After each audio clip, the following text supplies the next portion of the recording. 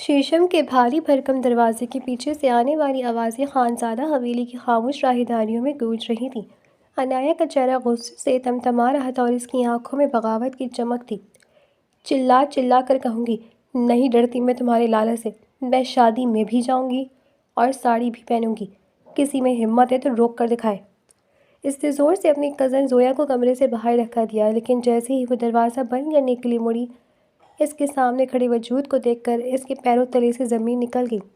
سامنے ارحام خانزادہ کھڑا تھا، سیاہ تھری پیس سوٹ میں ملبوس، آنکھوں میں سرد بحری اور چہرے پر وہ مخصوص سختی جسے دیکھ کر اچھے اچھوں کے پسینے چھوٹ جاتے۔ لالہ، آپ تو کل امریکہ چلے گئے تھے۔ عنایہ کی آواز جیسے حلق میں پھنس کر رہ گئی۔ اس کا رنگ لمحوں میں سفید پڑ گیا تھا۔ ارحام نے کوئی جواب نہیں دیا۔ اس نے اپنی مٹھیاں بھیجی جیسے خود پر قابو پا رہا ہو۔ اس کی نظریں عنایہ کے چہرے سے ہوتی ہوئی بیڈ پر پڑی، اس شوخ سرخ رنگ کی سلیو لیس ساڑی پر گئی جو عنایہ نے آج کی تقریب کے لیے نکالی تھی۔ ارحام نے ایک گہرا سانس لیا اور بغیر نظریں ہٹائے سرد لہجے میں زویا کو مخاطب کیا۔ زویا، باہر جاؤ۔ زویا نے ایک خوفزدہ نظر عنایہ پر ڈالی اور تیزی سے وہاں سے نکل گئی۔ ارحام نے قدم اندر رکھا اور پیچھے مڑ کر دروازے کو لاک کر دیا۔ کلاک کی وہ آواز عنایہ کے دل پر ہتھوڑے کی طرح لگی۔ وہ آہستہ آہستہ قدم اٹھاتا عنایہ کے قریب آیا۔ اس کے وجود سے اٹھنے والی مہنگی پرفیوم کی خوشبو اب عنایہ کو ہراساں کر رہی تھی۔ ارحام عنایہ کے بالکل مقابل آ رکا، اتنا قریب کہ وہ اس کی گرم سانسیں اپنے ماتھے پر محسوس کر سکتی تھی۔ آخری بار وارن کر رہا ہوں عنایہ۔ ارحام کی آواز دھیمی مگر حد درجہ خطرناک تھی۔ نکاح ہو چکا ہے ہمارا، اس لیے اب تمہاری زبان سے یہ لالہ کا لفظ دوبارہ نہ سنوں۔ میں تمہارا بھائی نہیں ہوں، شوہر ہوں تمہارا۔ عنایہ نے کچھ کہنا چاہا مگر الفاظ جیسے کہیں کھو گئے تھے۔ ارحام نے بیڈ پر پڑی ساڑی کو اٹھایا اور اسے حقارت سے دیکھا۔ اور ساڑی پہن کر جانا ہے نا تمہیں شادی پر؟ گڈ۔ اس نے ساڑی عنایہ کی طرف اچھا دی۔ میں یہیں بیٹھا ہوں، پہلے مجھے پہن کر دکھاؤ یہ ساڑی۔ دیکھو تو صحیح، میرے منع کرنے کے باوجود تمہاری ہمت کیسے ہوئی اسے ہاتھ لگانے کی۔ عنایہ کی آنکھوں میں آنسو تیرنے لگے۔ ارحام اس نے کچھ کہنا چاہا لیکن ارحام کی آواز نے اس کی آواز دبا دی تھی۔ پہنو اسے، وہ دھاڑا، اور عنایہ لرز کر رہ گئی۔ وہ خوفزدہ نظروں سے اس ساڑی کو دیکھتی ساڑی لے کر واش روم میں بند ہوئی تھی اور وہ آرام سے صوفے پر ڈھہ گیا۔ ساڑی پہننے کے بعد اس نے ایک دفعہ آئینے میں اپنا معائنہ کیا تو اس کا چہرہ پل بھر میں سرخ ہو گیا۔ وہ ایسے ساڑی پہن کر کمرے سے باہر نکلنے کا ارادہ رکھتی تھی۔ اس نے اپنی ہی سوچ پر لعنت بھیجی۔ اب اس کا روم روم کانپ رہا تھا اور وہ واش روم سے باہر نکلنے سے بھی ڈر رہی تھی۔ وہ جانتی تھی کہ اگر وہ باہر گئی تو یقیناً ارحام خانزادہ اسے یہ بخشنے والا نہیں تھا۔ آخر کار ہمت متوجہ کر کے اس نے دروازہ کھولا اور واش روم سے باہر نکلی۔ سامنے ارحام خانزادہ گیلری سے باہر دیکھنے میں مصروف تھا۔ دروازہ کھلنے کی آواز پر اس نے رخ موڑ کر واش روم سے نکلتی عنایہ کو دیکھا۔ پل بھر کے لیے ارحام کی نظریں ساکت ہو گئیں۔ وہ بے خودی کے عالم میں اٹھا اور قدم بڑھاتا ہوا عنایہ کے قریب آیا۔ عنایہ اپنی سانسیں روکے اس کے اگلے قدم کا انتظار کر رہی تھی۔ اسے لگ رہا تھا کہ ارحام اسے یوں دیکھ کر دھاڑے گا یا ڈانٹے گا، لیکن یہاں تو سب اس کے وہم کے بالکل برعکس ہو رہا تھا۔ ارحام کی نظریں ستائش سے اسے دیکھ رہی تھیں۔ عنایہ کا منہ حیرت سے کھل گیا تھا کہ آخر ارحام نے اسے کچھ کہا کیوں نہیں۔ ارحام نے عنایہ کی کمر پر ہاتھ رکھ کر اسے مزید اپنے قریب کیا، اس کے چہرے پر آئی لٹ کو پیچھے کیا اور اس کے لبوں کی جانب جھکا۔ اس سے پہلے کہ ارحام اپنی گرفت مضبوط کرتا، عنایہ نے فوراً اسے خود سے دور دھکیلا۔ یہ کیا کر رہے ہیں آپ؟ وہ غصے سے چیخی۔ ارحام خانزادہ کی نظروں کا رخ یہ اکثر بدل گیا۔ جن آنکھوں میں ابھی جذبات کا ٹھاٹھے مارتا سمندر تھا، وہیں اچانک سرد بحری چھا گئی۔ ارحام خانزادہ کے لہجے میں اب وہ نرمی دور دور تک نہ تھی جو چند لمحے پہلے عنایہ کو خوش فہمی میں مبتلا کر گئی تھی۔ اس کی گرفت عنایہ کے نازک بازو پر اتنی سخت تھی کہ اسے اپنی ہڈیاں چٹکتی ہوئی محسوس ہوئیں۔ ارحام نے اسے ایک جھٹکے سے اپنی سمیت کھینچا، یہاں تک کہ عنایہ کا سر اس کی مضبوط سینے سے ٹکرایا۔ اس کی آنکھوں میں غصے کی سرخ لہریں اتر آئی تھیں۔ یہ کیا کر رہی ہو تم؟ ارحام کی آواز دھیمی تھی مگر اس میں موجود دہکتے غصے نے عنایہ کی ریڑھ کی ہڈی میں سنسنی دوڑا دی تھی۔ مجھ سے دوری اختیار کرنے کی ہمت کیسے ہوئی تمہاری؟ چھوڑے مجھے ارحام، آپ کو کوئی حق نہیں پہنچتا مجھ سے اس طرح بدتمیزی کرنے کا۔ عنایہ نے تڑپ کر اپنا بازو چھڑوانے کی کوشش کی مگر ارحام کی گرفت آہنی تھی۔ حق۔ ارحام کی لبوں پر ایک زہریلی مسکراہٹ آئی۔ اس نے عنایہ کی بازو کو مزید مڑوڑتے ہوئے اسے دیوار سے جا لگایا۔ حق کی بات تم نے نہ ہی کرو تو بہتر ہے۔ جس ساڑی کو پہن کر تم باہر جانے کی ضد کر رہی ہو، اس کے پہننے کے بعد تم نے خود کو آئینے میں دیکھا ہے؟ تم چاہتی تھی کہ دوسرے مرد تمہیں اس حال میں دیکھے؟ عنایہ کی آنکھوں سے آنسو بہہ نکلے، مگر ارحام پر جیسے جنون سوار تھا۔ اس نے جھک کر اپنا چہرہ عنایہ کے کان کے قریب کیا۔ اس کی گرم اور غسیل سانسیں عنایہ کو ہراساں کر رہی تھیں۔ سن لو عنایہ، یہ ضد، یہ نخرے، یہ بغاوت، یہ سب حویلی کی دہلیز تک ٹھیک ہے۔ اس کمرے کے اندر صرف میرا حکم چلتا ہے، اور اگر تم نے دوبارہ مجھ سے دور ہونے کی کوشش کی تو میں بھول جاؤں گا کہ میں نے داجی سے وعدہ کیا تھا کہ میں تمہیں ہمیشہ۔ اس نے اپنی بات ادھوری چھوڑی کہ عنایہ کا بازو چھوڑا۔ وہ لڑکھڑا کر بیٹھ کے سہانے گر گئی۔ ارحام نے وہیں پر ایک بھاری شال کو اٹھایا اور پوری قوت سے عنایہ کی طرف اچھالا۔ ڈھانپو خود کو، اور جب تک میں نہ کہوں اس کمرے سے باہر قدم رکھنے کی ضرورت نہیں ہے۔ تمہاری شادی میں جانے کی حسرت میں آج ہی دفن کروں گا۔ وہ غصے سے پیر پٹکتا وہ بالکنی کی طرف نکل گیا، جبکہ عنایہ وہیں بیٹھی سسکیاں بھر رہی تھی۔ اسے اندازہ ہو گیا تھا کہ ارحام خانزادہ سے بغاوت کی قیمت اسے بہت مہنگی پڑنے والی ہے۔ ارحام کے جاتے ہی عنایہ نے شال خود کو گرد لپیٹی اور بیڈ پر ڈھیر ہو گئی۔ آنسو تھے کہ رکنے کا نام نہیں لے رہے تھے۔ اسے اپنا ماضی کسی فلم کی طرح آنکھوں کے سامنے گھومتا محسوس ہوا۔ ارحام خانزادہ خاندان کا ولی عہد اور بزنس کی دنیا کا بے تاج بادشاہ۔ قد اور شخصیت، گہری بھوری آنکھیں اور چہرے پر ہمیشہ رہنے والی ایک پراسرار سنجیدگی اس کی پہچان تھی۔ وہ جتنا بااثر اور بزنس مین تھا، گھر میں اتنا ہی سخت گیر تھا۔ وہ نظر و ضبط کا عادی تھا اور اسے اپنی بات سے انکار کرنے والے لوگ سخت ناپسند تھے۔ اور عنایہ، ارحام کی چچا زاد، جو اپنی شوخی اور بے باکی کے لیے جانی جاتی تھی، معصوم صورت مگر زبان کی تھوڑی تیز، اسے آزادانہ زندگی پسند تھی، مگر وہ نہیں جانتی تھی کہ خانزادہ خاندان کی روایتیں اس کے گرد ایسا حصار باندھ دیں گی جسے نکلنا ناممکن ہوگا۔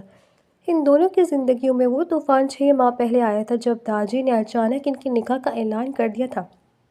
حویلی کے بڑے ہال میں جب داجی نے اپنا فیصلہ سنایا تو جیسے سناٹا چھا گیا تھا۔ ماضی: میں نے فیصلہ کر لیا ہے، عنایہ اور ارحام کا نکاح اگلے ہفتے ہوگا۔ داجی کی روب دار آواز گونجی۔ ارحام، جو اس وقت کسی اور ملک میں اپنی زندگی اور بزنس سیٹ کرنے کے خواب دیکھ رہا تھا، ساکت رہ گیا تھا۔ وہ عنایہ کو ہمیشہ ایک چھوٹی ضدی کزن سمجھتا آیا تھا۔ اس کے ساتھ زندگی گزارنے کا اس نے کبھی سوچا بھی نہ تھا۔ دوسری طرف عنایہ تو جیسے جیتے جی مر گئی۔ وہ کسی اور کے خواب دیکھ رہی تھی، اپنی پڑھائی اور آزادی کے خواب۔ داجی، میں یہ نکاح نہیں کر سکتا۔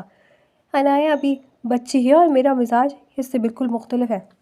ارحام نے پہلی بار داجی کے سامنے آواز اٹھائی تھی۔ عنایہ نے بھی روتے ہوئے احتجاج کیا تھا۔ داجی، میں ارحام لالا سے شادی نہیں کروں گی، وہ بہت سخت ہے، میں ان کے ساتھ گھٹ کر مر جاؤں گی۔ مگر داجی اپنے فیصلے کے پکے تھے۔ انہوں نے اپنی پگڑی میز پر رکھ دی تھی، جو اس خاندان میں آخری فیصلے کی علامت تھی۔ اگر اس حویلی میں رہنا ہے تو میرا فیصلہ ماننا ہوگا، ورنہ خانزادہ خاندان سے تمہارا کوئی رشتہ نہیں رہے گا۔ خاندان کی لاج اور داجی کی گرتی ہوئی صحت کے سامنے دونوں کو گھٹنے ٹیکنے پڑے۔ نکاح کے روز دونوں کے چہروں پر خوشی کا ایک ذرہ بھی نہ تھا۔ ارحام نے غصے میں نکاح نامے پر دستخط کیے تھے، جبکہ عنایہ کے آنسوؤں نے سیاہی کو دھندلا دیا تھا۔ نکاح تو ہو گیا، مگر دلوں میں تو دوریاں پہلے سے زیادہ بڑھ گئیں۔ ارحام نے اس نکاح کو اپنی انا کا مسئلہ بنا لیا اور عنایہ نے اسے اپنی قید سمجھ لیا۔ یہی وجہ تھی کہ آج ارحام کے ایک حق جتانے پر عنایہ کو وہ پرانی چوٹ پھر سے ہری ہوتی محسوس ہوئی تھی۔ وہ اٹھی اور چینج کر کے سونے کے لیے لیٹ گئی تھی۔ جو ہوا تھا، اس کے بعد وہ دعوت میں جانے کا ارادہ بالکل نہیں رکھتی تھی، اس لیے اس نے خاموشی سے سو جانا ہی بہتر سمجھا تھا۔ وہ عنایہ کے کمرے سے نکل کر سیدھا داجی کے کمرے میں آیا تھا اور احترام سے سر جھکا کر سلام کیا۔ کیسا ہے میرا بچہ؟ داجی نے محبت سے پوچھا۔ بالکل ٹھیک ہوں داجی، آپ کیسے ہیں؟ وہ ان کے پاس بیٹھتے ہوئے بولا۔ میں بھی بالکل ٹھیک ہوں، پر تم دعوت میں نہیں گئے؟ انہوں نے حیرت سے پوچھا۔ جانے کا ارادہ نہیں رکھتا۔ ارحام نے نظر جھکا لی۔ کچھ ہوا ہے؟ داجی نے اس کے چہرے پر پھیلی تھکن اور غصے کو بھانپتے ہوئے شک سے پوچھا۔ ارحام خانزادہ نے ایک سرد آہ بھری اور اپنی داجی کی طرف دیکھا، مگر خاموش رہا۔ ماما، آپ نے کہا تھا کہ ارحام سے آپ میری شادی کروائیں گی، لیکن یہاں دیکھیں، سب کچھ الٹا ہو رہا ہے۔ عنایہ سے اس کا نکاح ہو چکا ہے اور کچھ ہی دنوں میں داجی یقیناً ان کی رخصتی کی بات کریں گے۔ کیا کر لیا آپ نے؟ نہ آپ نکاح روک پائیں، نہ آپ یہ رخصتی روک پائیں گی، اور تو اور آپ نے ابھی تک نانا سے بات بھی نہیں کی ہے۔ آپ صرف دعوے کر سکتی ہیں، اس کے علاوہ آپ کو کچھ آتا ہی نہیں ہے۔ پریا غصے سے اپنی ماں پر برس رہی تھی۔ ارے تم تو صبر رکھو، جو میں کروں گی نا وہ سب کو دکھ جائے گا اور پتہ چل ہی جائے گا، بلاور نے مکرانے لہجے میں کہا۔ رہی بات ہے ثنایا کی، تو دیکھا ہے تم نے وہ کتنی بد زبان ہے، اس کی ارحام خانزادہ کے سامنے زبان نہیں روکتی۔ تمہیں لگتا ہے کہ ارحام ایسی لڑکی کو اپنی زندگی میں رہنے دے گا جو اس کے سامنے زبان چلائے اور اس کے ہر فیصلے کی نفی کرے؟ کبھی نہیں، وہ خود ہی اسے چند دنوں میں اپنی زندگی سے نکال باہر پھینکے گا۔ تمہیں فکر کرنے کی ضرورت ہی نہیں ہے۔ ماما آپ کی لاپرواہی ایک دن ہمیں لے ڈوبے گی۔ آپ نے نکاح کے وقت بھی مجھے یہی کہہ کر خاموش کروا دیا تھا کہ ارحام اس رشتے کے لیے منع کر دے گا اور داجی اس کی بات مان لیں گے، لیکن کیا ہوا؟ داجی نے ارحام کی ایک نہ سنی اور زبردستی ان دونوں کا نکاح کروا دیا۔ پریا جھنجھلا کر اپنی ماں کے پاس بیٹھ گئی۔ ارے تھوڑا صبر رکھ، سب کچھ ہو جائے گا۔ بلاور مسکرانے لگی، مگر اس کے دماغ میں خطرناک منصوبے چل رہے تھے۔ اب وقت آ گیا تھا کہ جو اس نے سوچا تھا اس پر عمل کرتی۔ گڈ مارننگ داجی، عنایا نے ڈائننگ ٹیبل پر بیٹھتے ہوئے کہا۔ ارحام کے ہاتھ رکے، اس نے ایک نظر اٹھا کر عنایا کو دیکھا اور پھر واپس ناشتہ کرنے میں مشغول ہو گیا۔ السلام علیکم، پریا ٹیبل پر آتے ہی بولی اور ارحام خانزادہ کے ساتھ والی کرسی کھینچ کر اس کے بالکل ساتھ بیٹھ گئی۔ ارحام نے ترچھی نظروں سے اسے دیکھا اور پھر سامنے بیٹھی عنایا کو دیکھا جو بالکل لاپرواہی انداز میں ناشتہ کر رہی تھی۔ اسے تو جیسے بالکل فرق ہی نہیں پڑ رہا تھا کہ اس کے شوہر کے ساتھ کوئی اور لڑکی آ کر بیٹھ گئی ہے۔ ارحام نے ایک سرد آہ بھری اور نیپکن سے اپنا منہ صاف کرتا ہوا کھڑا ہوا۔ مجھے اجازت ہے داجی، میں شام میں آ کر آپ سے ملتا ہوں۔ وہ جھک کر داجی سے دعا لیتے ہوئے وہاں سے نکل گیا۔ عنایا نے ایک نظر پلٹ کر بھی اسے نہیں دیکھا۔ داجی نے یہ بات نوٹ کی تھی کہ عنایا نے نہ ارحام سے بات کی اور نہ ہی اسے دیکھا۔ جب سب لوگ ناشتے کی میز پر جمع ہوئے تو داجی نے سنجیدگی سے بات شروع کی۔ اسی ہفتے میں عنایا اور ارحام کی شادی رکھ رہا ہوں۔ عنایا نے حیرت سے داجی کو دیکھا۔ داجی، میں ابھی اس چیز کے لیے تیار نہیں ہوں، وہ فوراً بولی۔ میں نے پوچھا نہیں عنایا، میں نے بتایا کہ میں شادی رکھ رہا ہوں اور تمہاری رخصتی اسی ہفتے ہوگی۔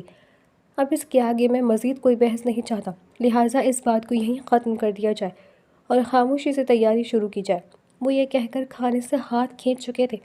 ملازم نے انہیں سہارا دیا اور وہ اپنے کمرے کی طرف بڑھ گئے۔ عنایا نے پرنم آنکھوں سے اپنی تائی کو دیکھا۔ میرے ماما بابا نہیں ہے نا، اسی وجہ سے آپ لوگ مجھ پر ایسا ظلم کر رہے ہیں۔ پہلے میری مرضی کے بنا مجھے کسی اور کے ساتھ باندھ دیا اور اب زبردستی مجھے اس کے کمرے تک بھی پہنچا رہے ہیں۔ آپ یاد رکھیں، میں آپ لوگوں کو کبھی معاف نہیں کروں گی۔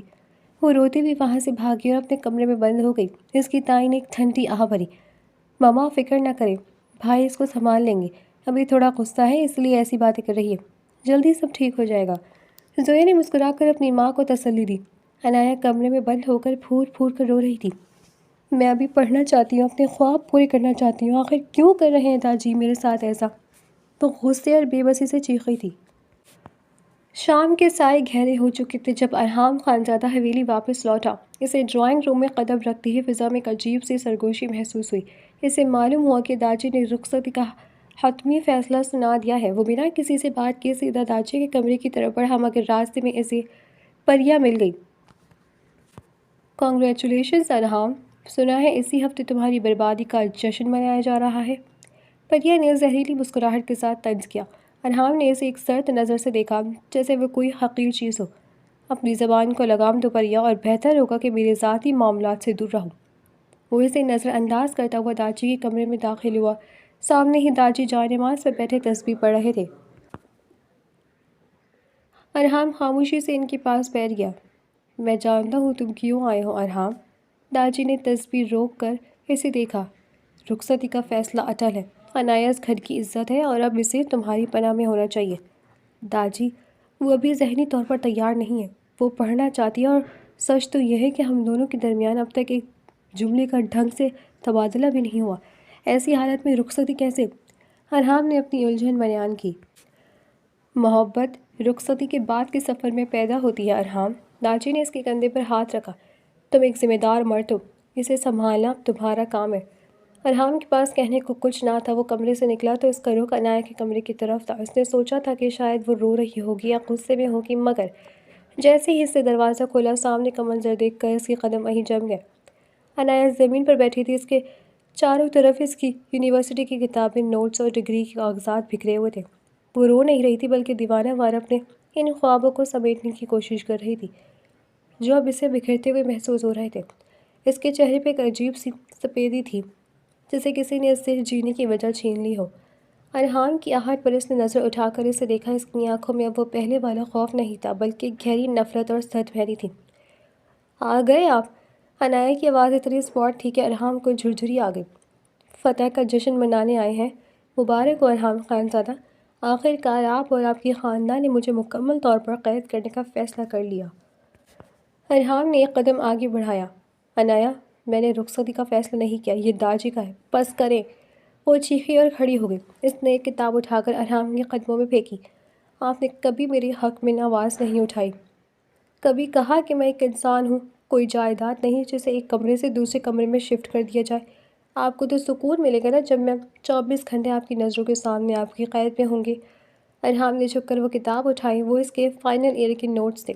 اس نے عنایہ کی آنکھوں میں دیکھا جہاں اب آنسو کی جگہ چنگاریاں تھیں۔ تمہیں لگتا ہے میں تمہارا دشمن ہوں؟ ارحام نے پیچھے دھیمے مگر مضبوط لہجے میں پوچھا۔ دشمن سے بدتر ہیں آپ۔ عنایہ اس کے بالکل قریب آئی۔ اس کی آنکھوں میں آنکھیں ڈال کر بولی، ایک دشمن تو کم از کم وار بتا کر کرتا ہے، آپ نے تو رشتہ بنا کر میری روح کو کچل دیا ہے۔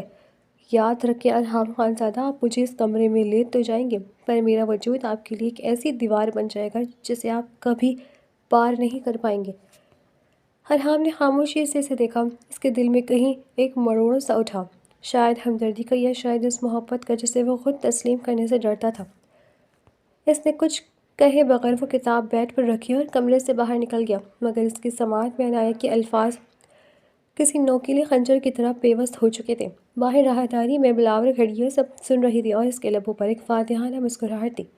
اسے معلوم تھا کہ یہ نفرت جتنی بڑھے گی اس کا راستہ اتنا ہی صاف ہوگا۔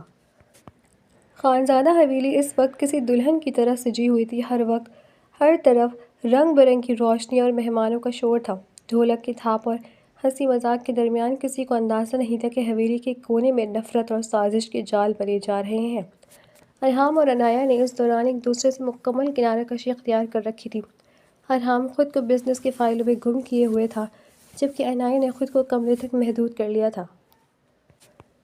بلاور عنایہ کو کھانے کے لیے بلانے آئی تھی لیکن اسے کسی لڑکے کے قریب کھڑے دیکھ کے وہ حیرت سے پیچھے ہوئی۔ ہائے اللہ، عنایہ کے کمرے میں کون ہے؟ کوئی دیکھو تو صحیح۔ لمحوں میں حویلی کے مہمان عنایہ کے کمرے کے باہر جمع ہو گئے۔ وہ لڑکا گھبرا کر کھڑکی سے بھاگنے کی کوشش کرنے لگا لیکن باہر موجود گارڈ نے اسے پکڑ لیا۔ یہ کیا ہے؟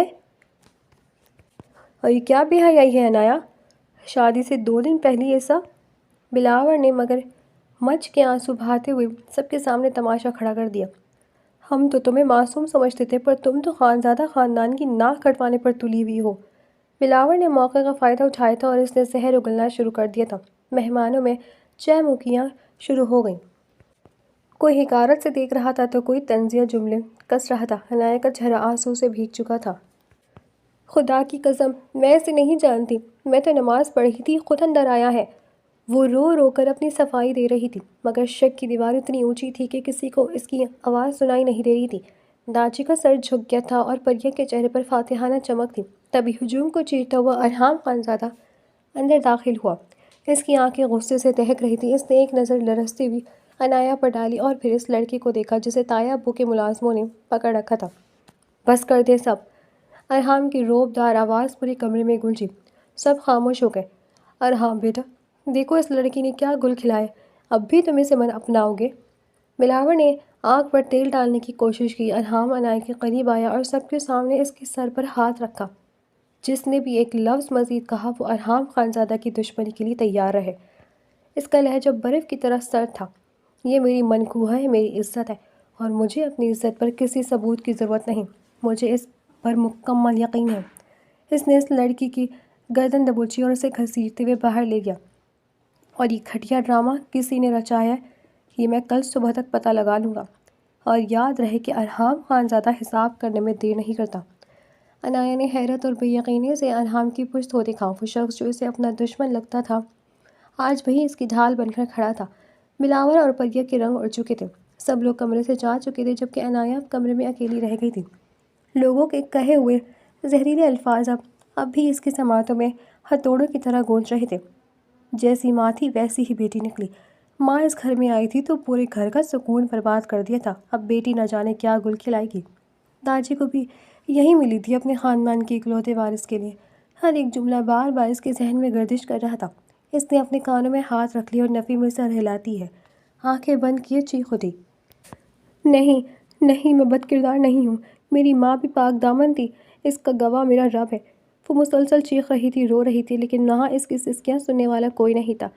سب اسے تنہا چھوڑ کر جا چکے تھے۔ جب اسے محسوس ہوا کہ اب کوئی اس کی آواز سننے والا نہیں ہے تو وہ خاموشی سے اٹھی اور دوبارہ جا نماز پر بیٹھ کر اپنے رب کے حضور رونے لگی۔ روتے روتے نہ جانے کب اس کی آنکھ لگ گئی اور وہ وہیں سجدہ گاہ پر دیر ہو گئی۔ آج مہندی کا فنکشن تھا، لیکن گھر میں ہونے والے تماشے کو مد نظر رکھتے ہوئے داجی نے تمام تقریبات مسنوخ کر دی تھیں اور فیصلہ کیا تھا کہ صبح سادگی سے عنایہ کی رخصتی کر دی جائے گی۔ صبح کا سورج طلوع ہوا تو حویلی میں چہل پہل شروع ہو گئی، لیکن یہ وہ روایتی چہل پہل نہ تھی۔ آدھے مہمان جا چکے تھے اور جو بچے تھے ان کے چہروں پر بھی بیزاری تھی۔ عنایہ کے علاوہ کسی نے کوئی خاص تیاری نہ کی تھی۔ اسے سرخ جوڑا پہنانے کے بعد خاموشی سے ارحام کے کمرے میں بھیج دیا گیا۔ ان سب کے درمیان زویا کو عنایہ بار بار ڈھونڈ رہی تھی، لیکن زویا نہ جانے کہاں دبکی بیٹھی تھی۔ داجی بھی وہاں موجود نہیں تھے۔ پارلر والی جب اسے تیار کر کے گئی تو چند لڑکیوں نے اسے ارحام کے کمرے میں پہنچا دیا تھا۔ ارحام صبح سے ہی کہیں غائب تھا۔ عنایہ کو اپنی قسمت پر رونا آ رہا تھا کہ آخر اس کے ساتھ یہ ایسا کیوں ہو رہا ہے۔ اس کی تو کوئی غلطی بھی نہیں تھی۔ جیسے ہی وہ ارحام کے کمرے میں آئی، اسے کمرہ روز کے برعکس بہت منظم ملا۔ ہر چیز نفاست سے سیٹ تھی۔ کمرے کے بیچوں بیچ ایک بڑا سفید بیڈ رکھا تھا۔ عنایہ نے ایک سرد آہ بھری اور بیڈ کے پاس نیچے زمین پر ہی بیٹھ کر گھٹنوں میں سر دیے رونے لگی۔ اسے اپنی تیاری بے معنی لگ رہی تھی۔ جس کے لیے وہ تیار ہوئی تھی وہ تو غائب تھا اور اسے امید تھی کہ وہ رات میں بھی نہیں آئے گا۔ روتے روتے نہ جانے کب اس کی آنکھ لگ گئی، وہ وہیں سو گئی۔ اس کی آنکھ تب کھلی جب اس نے خود کو کسی کی مضبوط باہوں میں پایا۔ عنایہ نے حیرت سے ارحام کو دیکھا جو جذبات میں عاری چہرہ لیے اسے اپنی باہوں میں بھر کر بیڈ پر لیٹا چکا تھا۔ عنایہ نے کچھ نہ کہا اور بس چہرہ موڑ لیا۔ نیچے سردی لگ جائے گی، چینج کر لو، ارحام نے اس کے چہرے پر نظر ڈال کر کہا۔ عنایہ نے اسے حیرت سے دیکھا اور خاموشی سے ڈریسنگ روم کی طرف بڑھ گئی۔ جیسے ہی وہ دروازہ بند کرنے لگی، ارحام نے ہاتھ بڑھا کر اسے روکا اور اندر داخل ہوا۔ اس نے ایک باکس نکال کر عنایہ کی طرف بڑھایا۔ جیسے ہی عنایہ نے وہ تھامنا چاہا، ارحام نے اسے پیچھے کر کے خود کھولا اور اس میں سے ایک لاکٹ نکالا۔ اس نے خاموشی سے وہ لاکٹ عنایہ کے گلے میں پہنایا اور اس کا رخ اپنی طرف کیا۔ یہ لاکٹ ہمیشہ تمہارے گلے میں ہونا چاہیے۔ عنایہ نے آئینے میں دیکھا جہاں لاکٹ پر 2 حرف چمک رہے تھے، A&A، ارحام اور عنایہ۔ ارحام مسکرایا اور اپنی انگلی کی پور سے ان حروف کو چھوا۔ عنایہ کرنٹ کھا کر پیچھے ہوئی تو ارحام نے ہاتھ کھینچ لیا اور باہر جانے لگا۔ آپ نے مجھ سے سوال نہیں کیا کہ وہ لڑکا کون تھا اور آخر وہ اتنی رات کو میرے کمرے میں کیا کر رہا تھا؟ عنایہ کی آواز نے اس کے قدم روک دیے۔ میں یہ سوال کرنے کا حق رکھتا ہی نہیں ہوں، ارحام نے اسپاٹ لہجے میں کہا اور کمرے سے باہر نکل گیا۔ عنایہ نے شیشے میں ان حروف کو دیکھا اور ایک طنزیہ مسکراہٹ بکھیر دی۔ تھوڑی دیر بعد جب عنایہ کپڑے بدل کر آئی تو ارحام پہلے ہی چینج کر چکا تھا اور صوفے پر بیٹھا لیپ ٹاپ پر مصروف تھا۔ اس دن تو آپ نے بہت حق کی بات کی تھی اور آج جب آپ کو سوال کرنے چاہیے تو آپ کہہ رہے ہیں کہ آپ کے پاس کوئی حق نہیں ہے۔ عنایہ ڈریسنگ ٹیبل کی طرف بڑھتے ہوئے بولی۔ ارحام نے لیپ ٹاپ سے نظریں ہٹائے بغیر جواب دیا۔ تمہاری آنکھوں میں نے خود کے لیے نفرت دیکھی اور میں وہ نفرت دوبارہ نہیں دیکھنا چاہتا۔ زویا آتی ہوگی، اس کے ساتھ سو جانا، میں کسی کام سے باہر جا رہا ہوں۔ وہ اپنا کوٹ اٹھا کر کمرے سے باہر نکل گیا۔ پیچھے عنایہ بند دروازے کو تکتی رہ گئی تھی۔ تھوڑی دیر بعد زویا کمرے میں آئی۔ کل رات جو وہ لڑکا عنایہ کے کمرے میں آیا تھا، زویا بالکل خاموش تھی۔ زویا نے ایک نظر عنایہ پر ڈالی اور بیڈ پر لیٹ گئی۔ کیا تمہیں بھی مجھ پر یقین نہیں؟ عنایہ نے نم آنکھوں سے پوچھا۔ تم تو میرے بھائی سے شادی کے لیے پہلے ہی راضی نہیں تھی، کیا بھروسہ تمہارا کہ تم نے ہماری بدنامی کے لیے یہ سب خود نہ کیا ہو؟ زویا کے الفاظ پگھلے ہوئے شیشے کی طرح عنایہ کے کانوں میں پڑے۔ تمہیں بھی مجھ پر یقین نہیں ہے؟ عنایا بے یقینی سے کھڑی ہو گئی۔ تم نے کبھی یقین دلانے کی کوشش کہاں کی ہے عنایا؟ مجھے تو حیرت ہے کہ اتنا سب کچھ ہونے کے بعد بھائی نے تمہیں اپنے کمرے میں آنے ہی کیوں دیا؟ زویا غصے سے منہ پھیر گئی۔ عنایا کے پاس اب الفاظ نہ تھے۔ وہ خاموشی سے صوفے پر بیٹھ گئی، کھڑکی سے جھانکتی ارحام کی ماں نے ایک سرد آہ بھری اور اپنے کمرے میں چلی گئی۔ ان کے ذہن میں برسوں پرانا وہ منظر گھوم گیا جو بالکل آج جیسا تھا۔ عنایا کی ماں پر بھی اسی طرح کے الزامات لگے تھے۔ خاندان کے لوگوں نے انہیں بد کردار ثابت کرنے کی ہر ممکن کوشش کی تھی، لیکن عنایا کے والد ذوالقرنین خانزادہ کو اپنی بیوی پر اٹل یقین تھا۔ وہ سب کے خلاف جا کر اپنی بیوی کے ساتھ کھڑے رہے اور اسے اپنی پناہ میں رکھا، مگر تقدیر کو کچھ اور ہی منظور تھا۔ عنایا کی ماں کو کینسر ہو گیا اور وہ اس موذی مرض سے لڑتے لڑتے انتقال کر گئی۔ ذوالقرنین خانزادہ اپنی شریک حیات کا صدمہ برداشت نہ کر سکے اور ان کے انتقال کے چند ماہ بعد ہی وہ بھی اس دنیا سے چلے گئے۔ تب عنایا صرف 7 سال کی تھی۔ تب سے وہ ارحام کے والدین اور داجی کے سائے میں اس حویلی میں رہ رہی تھی۔ ارحام کی ماں کو ڈر تھا کہ کہیں تاریخ خود کو دہرا تو نہیں رہی۔ کیا ارحام بھی اپنے چچا کی طرح عنایا کا ساتھ دے پائے گا یا یہ نفرت سب کچھ ختم کر دے گی؟ صبح کا سورج طلوع ہوا تو عنایا اٹھ کر کچن میں آ گئی تھی۔ کیا ارحام رات بھر نہیں آیا؟ ارحام کی ماں نے عنایا کو کچن میں کھڑے دیکھ کر پوچھا۔ نہیں، عنایا نے مختصر جواب دیا اور ناشتہ بنانے میں مصروف ہو گئی۔ تم کمرے میں چلی جاؤ، تمہارا ناشتہ وہیں مل جائے گا، باقی سب کو میں خود دے دوں گی، ارحام کی ماں نے کہا تو عنایا نے نم آنکھوں سے ان کی طرف دیکھا۔ وہ جانتی تھی کہ یہ محبت نہیں بلکہ اسے لوگوں کی نظروں سے چھپانے کی کوشش ہے تاکہ کوئی اور ہنگامہ نہ ہو۔ وہ خاموشی سے سر ہلا کر اپنے کمرے میں آ گئی۔ پوری رات اس نے رو رو کر گزاری تھی۔ زویا بھی اسی کمرے میں تھی، لیکن اس نے ایک بار بھی آگے بڑھ کر اسے سہارا نہ دیا تھا۔ وہ رات بھر عنایا کی سسکیاں سنتی رہی، مگر صبح خاموشی سے اٹھ کر اپنے کمرے میں چلی گئی۔ پہلے تو عنایا کا دن تائی اور زویا کے ساتھ ہنستے کھیلتے گزر جاتا تھا، مگر اب تو کوئی اسے منہ لگانے کو تیار نہ تھا۔ اسی وقت پریا کمرے میں داخل ہوئی۔ سنا ہے پوری رات تمہارا شوہر کمرے میں نہیں آیا؟ اس نے عنایا کے پاس بیٹھتے ہوئے طنز کیا۔ عنایا پھیکی مسکراہٹ کے ساتھ بولی، میری زندگی پر توجہ دینے کے بجائے اگر تم اپنی زندگی پر دھیان دو تو زیادہ بہتر ہوگا۔ پریا کا چہرہ غصے سے تمتما اٹھا۔ تمہاری ہمت کیسے ہوئی مجھ سے اس لہجے میں بات کرنے کی؟ تم جیسی 2 کوڑی کی بد کردار لڑکی اب مجھے سکھائے گی؟ وہ جھپٹ کر آگے بڑھی اور عنایا کا بازو اتنی زور سے دبوچا کہ اس کے ناخن عنایا کے کندھے پہ پیوست ہو گئے۔ عنایا کی درد بھری سسکی نکلی۔ وہ اتنی کمزور نہیں تھی، وہ ہمیشہ جواب دینا جانتی تھی، مگر آج اسے اپنے اندر ہمت محسوس نہیں ہو رہی تھی۔ وہ محض اپنا ہاتھ چھڑوانے کی کوشش میں رو رہی تھی۔ یہ کون سا طریقہ ہے میری بیوی سے بات کرنے کا؟ بھابھی ہے وہ تمہاری؟ ارحام کی دھاڑ کمرے میں گونجی۔ پریا نے فوراً ہاتھ چھوڑا اور مگر مچ کے آنسو بہاتی ارحام کی طرف بڑھی۔ دیکھو نا ارحام، یہ مجھے کہہ رہی کہ ہمیں اس گھر سے چلے جانا چاہیے۔ تم جانتے ہو میرے بابا نہیں ہیں اور نانا جان ہمیں زبردستی یہاں لائے ہیں۔ کیا یہ سب سننے کے لیے ہم یہاں آئے تھے؟ اس نے ارحام کا ہاتھ پکڑ کر روتے ہوئے کہا۔ ارحام نے ایک نظر سر جھکائے روتی ہوئی عنایا پر ڈالی، جس نے اپنی صفائی میں ایک لفظ نہ کہا۔ ارحام کا لہجہ اچانک بدل گیا۔ وہ جو پہلے پریا کے ہاتھ لگانے پر اسے جھٹک دیا کرتا تھا، آج خاموش رہا۔ تم جاؤ پریا، میں بات کرتا ہوں، آئندہ اس سے ایسی غلطی نہیں ہوگی، ارحام نے اس بہت لہجے میں کہا۔ پریا کے چہرے پر فاتحانہ مسکراہٹ آئی اور وہ آنسو صاف کرتی باہر نکل گئی۔ ارحام بغیر کچھ کہے ڈریسنگ روم میں چلا گیا۔ کچھ دیر بعد وہ کپڑے بدل کر باہر نکلا اور اپنا سامان اٹھانے لگا۔ عنایا وہیں کھڑی اس کے بولنے کا انتظار کر رہی تھی کہ وہ اسے ڈانٹے گا یا سوال کرے گا، مگر ارحام نے اسے مکمل نظر انداز کر دیا۔ میں کچھ دنوں کے لیے شہر سے باہر جا رہا ہوں، ارحام نے سرد مہری سے کہا اور کمرے سے باہر نکل گیا۔ عنایا نے بے یقینی سے اسے جاتے دیکھا۔ وہ جانتی تھی کہ ارحام ناراض ہے، مگر ایک شوہر کا فرض تو یہ ہوتا ہے کہ وہ اپنی بیوی کو سمجھائے، اسے صحیح اور غلط بتائے، اس کی ڈھال بنے اور اسے محبت دے۔ شوہر کا حق صرف روب جمانا نہیں بلکہ بیوی کی کیئر کرنا اور اسے تحفظ کا احساس دلانا بھی ہے، لیکن ارحام تو اسے ادھورا چھوڑ کر جا رہا تھا۔ وہ ایک بار پھر خود کو اس بڑے گھر میں اکیلا اور لاوارث محسوس کرنے لگی۔ حیرت کی بات ہے، یہ لڑکی کچھ بولتی کیوں نہیں ہے؟ اسے آخر مجھ سے اتنی نفرت کیوں ہے؟ میں نے نہ اسے پڑھنے سے روکا، نہ اسے اس کے خواب پورے کرنے سے روک رہا ہوں، لیکن اس کے باوجود وہ مجھ سے بات نہیں کرتی، اپنی صفائی میں ایک لفظ مجھ سے نہیں کہتی، جبکہ لوگوں کے سامنے چیخ چیخ کر اپنے کردار کی صفائیاں دیتی ہے۔ ارحام نے گاڑی میں بیٹھتے ہی غصے سے دھاڑتے ہوئے کہا۔ داجی نے اس کے چہرے پر پھیلی جھنجھلاہٹ دیکھ کر نرمی سے پوچھا، کیا تم نے خود سے ایک بار بھی بات کرنے کی کوشش کی؟ میں کیوں اس سے بات کروں؟ جب وہ خود مجھے اپنی صفائی دینا نہیں چاہتی، جب وہ خود مجھ سے بات نہیں کرنا چاہتی۔ ارحام کا لہجہ ابھی بھی سخت تھا۔ ارحام بیٹا، بس یہی وجہ ہے کہ عنایہ بھی خاموش ہے۔ جب تک مرد عورت کی طرف پہلا قدم نہیں بڑھاتا، عورت کبھی پہل نہیں کرتی۔ تم کوشش کرو، اگر وہ تمہاری طرف قدم نہ بڑھائے تو کہنا۔ ارحام نے حیرت سے داجی کی طرف دیکھا۔ اگر آپ کہتے تو میں پہل کر کے دیکھوں گا، لیکن فی الحال میرا شہر سے باہر جانا ضروری ہے۔ تم کہیں نہیں جا رہے، رات کو واپس گھر آنا ہے، داجی نے دو ٹوک انداز میں کہا۔ ارحام نے ایک بے بسی سی صورت بنا کر داجی کو دیکھا۔ آج تک تمہاری ہی چلتی آئی، تمہاری سختی سے ہر کوئی ڈرتا ہے، لیکن شادی کے بعد میں نے تم میں ایک عجیب بدلاؤ دیکھا ہے۔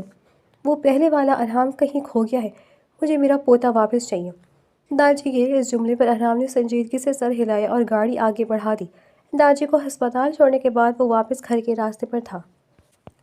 ارحام کے جانے کے بعد بیگم شاہ پناہ کمرے میں داخل ہوئی تو عنایہ اب بھی وہیں کھڑی رو رہی تھی۔ انہوں نے آگے بڑھ کر عنایہ کو سینے سے لگایا اور بیڈ پر بٹھایا۔ کیا ہوا، کیوں رو رہی ہو؟ انہوں نے شفقت سے پوچھا۔ ارحام نے ایک بار بھی نہیں پوچھا کہ میری غلطی کیا نہیں ہے۔ پریہ نے جھوٹ کہا اور انہوں نے مان لیا۔ انہوں نے ایک دفعہ بھی مجھ سے میری صفائی نہیں مانگی۔ عنایہ زار و قطار روتے ہوئے بولی۔ اچھا، تو کیا تم نے اسے بتانے کی کوشش کی کہ تم بے قصور ہو؟ کیا تم نے خود سے ایک دفعہ بھی کہا کہ پریہ جھوٹ بول رہی ہے؟ عنایہ نے حیرت سے اپنی ساس کو دیکھا۔ لیکن تائی امی، میں ایسے کیسے اپنی صفائی دینا شروع کر دوں؟ جب تک سامنے والا پوچھے گا نہیں، میں کیسے کچھ کہوں گی؟ عنایہ، کسی بھی رشتے کو بہچانے کے لیے کسی ایک کا پہل کرنا ضروری ہوتا ہے۔ اسے صفائی نہیں مانگی تو کیا ہوا؟ کیا تم نے ایک بار بھی قدم بڑھایا؟ تم نے اس رات بھی لوگوں کو صفائیاں دیں، لوگوں کی چہ موگیوں پر رونا شروع کر دیا، لیکن تم نے ایک بار بھی ارحام کی طرف دیکھ کر یہ نہیں کہا کہ ارحام، میں ایسی نہیں ہوں، میری کوئی غلطی نہیں ہے۔ تمہارا سب سے عزیز رشتہ ارحام سے ہے، اس لیے اسے صفائی دینا ضروری تھا، باقی دنیا کو نہیں۔ جس دن تم صرف اس کی طرف بڑھنا شروع کر دو گی، ارحام تمہارا ہو جائے گا۔ بیگم شاہ پناہ کی آنکھوں کے سامنے اس رات کا منظر لہرایا تھا جب وہ لڑکا پکڑا گیا تھا۔ اس وقت ارحام ان کے پاس آیا تھا۔ ارحام کے والد شاہ پناہ بھی وہاں موجود تھے۔ میں عنایہ کو بچپن سے جانتا ہوں، وہ ایسا کچھ نہیں کر سکتی، شاہ پناہ نے فکرمندی سے کہا تھا۔ ارحام مسکرائے تھے مگر اس کی مسکراہٹ میں درد تھا۔ بابا، میں بھی جانتا ہوں وہ ایسی نہیں ہے۔ تکلیف اس بات کی ہے کہ اس نے ایک بار بھی مجھ سے نہیں کہا کہ وہ بے قصور ہے۔ اسے میری فکر نہیں، اسے پوری دنیا کی فکر ہے۔ وہ میرے نکاح میں ہے، اسے چاہیے کہ اب خود کو مجھ سے منسلک کرے، مگر اسے میرے علاوہ سب کی خبر رہتی ہے۔ جب تک وہ خود نہیں بولے گی، میں اس سے کوئی صفائی نہیں مانگوں گا۔ ارحام کی ماں کی باتیں سن کر عنایہ نے شرمندگی سے سر جھکا لیا۔ وہ صحیح کہہ رہی تھی، عنایہ نے ہمیشہ ارحام سے دوری اختیار کی تھی اور کبھی اسے اپنا مان کر بات نہیں کی تھی۔ اس نے دل میں عہد کر لیا تھا کہ جب آج رات ارحام واپس آئے گا تو وہ خود آگے بڑھ کر اس سے بات کرے گی۔ رات کے کھانے پر سب موجود تھے جب ارحام گھر داخل ہوا اور سیدھا ڈائننگ ٹیبل پر آ کر بیٹھ گیا۔ اس کے چہرے پر تھکن واضح تھی۔ اس نے ایک فائل میز پر رکھی۔ یہ کیا ہے بیٹا؟ ملاور بیگم نے حیرت سے پوچھا۔ پھپھو، آپ لوگوں کے لیے میں نے ایک الگ گھر لیا ہے۔ میں جانتا ہوں ہر انسان کو پرائیویسی چاہیے ہوتی ہے، اس لیے میں نے سوچا کیوں نہ آپ کو آپ کا ذاتی گھر دیا جائے۔ ارحام نے مسکرا کر کہا، لیکن بیٹا، ملاور بیگم کے ماتھے پر پسینہ آ گیا۔ پھپھو، پریہ اور عنایہ کے مزاج الگ ہیں۔ پریہ کو اور عنایہ کو دونوں کو الگ ماحول چاہیے، اور پریہ کا رہن سہن بالکل ماڈرن لڑکیوں کی طرح ہے۔ میں کبھی بھی گھر آ جاتا ہوں پھر اسے انکمفرٹیبل فیل ہوتا ہے۔ نہیں، تم میرے کزن۔ پریہ، میں تمہارا کزن ہوں، بھائی نہیں۔ ارحام نے پریہ کی بات کاٹتے ہوئے دو ٹوک کہا۔ پریہ وہیں خاموش ہو گئی۔ ارحام نے عنایہ کی طرف دیکھے بغیر کہا، زویا، تمہارا اور عنایہ کا ایڈمیشن میں کروا چکا ہوں اور کچھ دنوں میں یونیورسٹی سٹارٹ ہو رہی ہے۔ عنایہ نے حیرت سے ارحام کو دیکھا۔ اسے شکایت تھی کہ ارحام اس کے خواب چھین لے گا، مگر وہ تو اس کے لیے راستے ہموار کر رہا تھا۔ اسے اپنی بدگمانی پر شدید شرمندگی ہوئی۔ کھانا کھا کر ارحام داجی کے پاس چلا گیا۔ عنایہ نے زویا کے کمرے کا رخ کیا۔ اسے کمرے میں داخل ہوتے دیکھ کر زویا نے بے رحمی سے پوچھا، کیوں آئی ہو یہاں پر؟ کیا تم مجھ سے اتنی ناراض ہو کہ مجھے اپنے کمرے میں بھی برداشت نہیں کر سکتی؟ عنایہ آنکھوں میں آنسو لیے بولی۔ زویا نے عنایہ کی طرف دیکھا، ایک سرد آہ بھری، اور پھر تڑپ کر آگے بڑھی اور فوراً عنایہ کو اپنے سینے سے لگا دیا۔ زویا کے یوں گلے لگانے پر عنایہ زار و قطار رونے لگی۔ عنایہ، دیکھو، مجھے تم سے کوئی شکایت نہیں ہے، مجھے تم پر یقین ہے۔ میں اپنی عنایہ کو جانتی ہوں، وہ غصہ کر سکتی ہے، جھوٹ بول سکتی ہے، لیکن کبھی بد کردار نہیں ہو سکتی۔ زویا نے اسے تسلی دیتے ہوئے کہا، لیکن آخر میرے بھائی کا کیا قصور تھا کہ تم نے انہیں سزا دی؟ اس رات جب وہ لڑکا تمہارے کمرے میں آیا میں نے بھائی کی آنکھوں میں تکلیف دیکھی تھی۔ زویا نے عنایہ کو خود سے الگ کیا اور اس کی آنکھوں میں دیکھ کر بولی، ابھی بھی وقت ہے عنایہ، بھائی کو اپنا لو۔ بے شک یہ رشتہ پسندیدگی سے شروع نہیں ہوا، لیکن ایک دوسرے کو وقت تو دو۔ تم میرے بھائی کو سمجھو، وہ تمہیں سمجھے گا۔ میں اپنے بھائی کو مزید تکلیفیں نہیں دیکھ سکتی۔ تم جب دل کرتا ہے بھائی کو جھڑک دیتی ہو، تمہارا لہجہ بہت تلخ ہو جاتا ہے، اور اب مجھ سے یہ برداشت نہیں ہوتا کہ تم ان کے ساتھ بدتمیزی کرو۔ عنایہ نے کچھ کہنا چاہا مگر زویا نے اسے روک دیا۔ ہاں میں جانتی ہوں کہ تم دونوں نے ایک دوسرے سے کھل کر بات نہیں کی، لیکن یاد ہے وہ وقت جب بھائی ہمیں کالج لینے آئے تھے اور تم نے کیسے سب کے سامنے انہیں جھٹک دیا تھا؟ ان کے ذہن میں وہ دن لہرایا۔ کالج کے گیٹ پر طلباء کا رش تھا جب ارحام خانزادہ کی سیاہ گاڑی وہاں آ کر رکی۔ ارحام گاڑی سے اترا، اس کی شخصیت کا رعب ایسا تھا کہ سب کی نظریں اس پر تھیں۔ زویا، عنایہ، آؤ گاڑی میں بیٹھو، ہمیں آپ کے ساتھ جانے کی ضرورت نہیں، ہم خود چلے جائیں گے۔ آپ کو یہاں آنے کی زحمت کس نے دی تھی؟ عنایہ ارحام کو دیکھتی غصے سے بولی۔ گھر میں عنایہ اور ارحام کے رشتے کی بات چل رہی تھی، بس یہی وجہ تھی کہ عنایہ ارحام سے بدگمان ہونے لگی تھی۔ عنایہ، کیا کر رہی ہو؟ بھائی لینے آئے ہیں، چلو بیٹھو۔ زویا نے شرمندگی سے سر جھکاتے ہوئے کہا، تمہیں جانا ہے تو جاؤ زویا، مجھے ارحام خانزادہ کا یہ روب جھاڑنا بالکل پسند نہیں، مجھے ان کی کسی ہمدردی کی ضرورت نہیں۔ وہ بنا لحاظ کیے تیزی لہجے میں بولی۔ ارحام کے چہرے پر ضبط کی لہر آئی تھی۔ اس نے ایک لفظ کہے بغیر گاڑی کا دروازہ کھولا اور خاموشی سے ان کے بیٹھنے کا انتظار کرنے لگا۔ عنایہ پیر پٹکتی ہوئی گاڑی میں جا بیٹھی تھی اور پورے راستے گھر تک خاموشی چھائی رہی تھی۔ ماضی کی وہ تلخ یاد تازہ ہوئی تو عنایہ نے شرمندگی سے سر جھکا لیا۔ میں وعدہ کرتی ہوں زویا، آئندہ خیال رکھوں گی، عنایہ نے دھیمے لہجے میں کہا۔ بس اب مجھے تم سے کوئی شکایت نہیں ہے۔ زویا مسکرائی۔ عنایہ کچھ دیر اس کے ساتھ وقت گزارنے کے بعد اپنے کمرے کی طرف چل دی۔ عنایہ جب اپنے کمرے میں آئی تو ارحام بیڈ پر ٹیک لگائے فائل پڑھ رہا تھا۔ اس نے عنایہ کی آہٹ محسوس کی مگر سر نہیں اٹھایا۔